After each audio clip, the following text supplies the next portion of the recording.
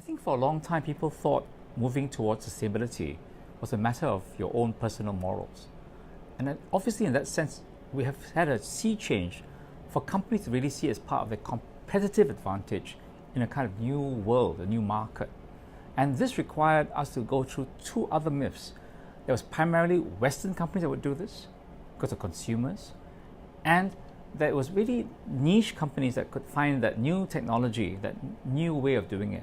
So this meant that for a long time, we haven't seen larger Asian and non-Western companies really move in this direction for reasons of competitiveness and being able to really find a marketplace in the world. That's got to change.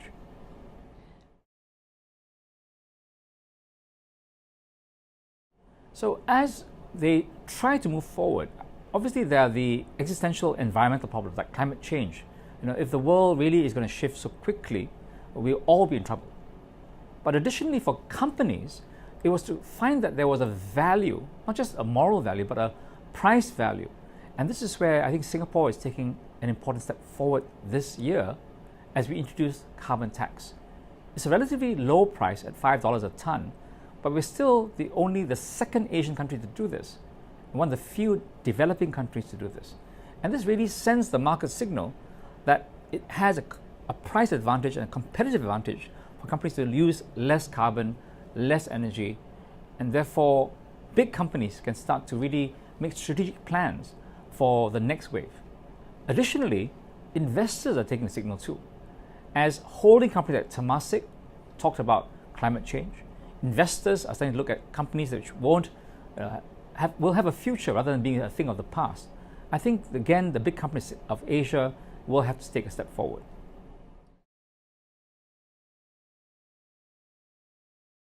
Well, as we move beyond this personal belief and morality, the market should start to reward companies that are taking the right thing. So, City Developments has often been a green champion early on. Now they issued the first green bond. Similarly, companies like Wilmar are doing that, where they get a price advantage if they meet certain criteria of being sustainable and green. Bigger companies like DBS, Sembcorp are also doing this. Now, oftentimes the small companies can run ahead, but as the big companies start to even take a step forward, this can have an outsized impact.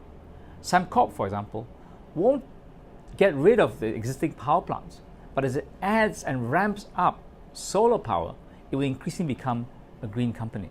DBS will not look only at its own measurements, but really start to look at how it lends money to others. So whether you're a customer, a client, or an off-taker from these big companies, you have also your reasons to go green.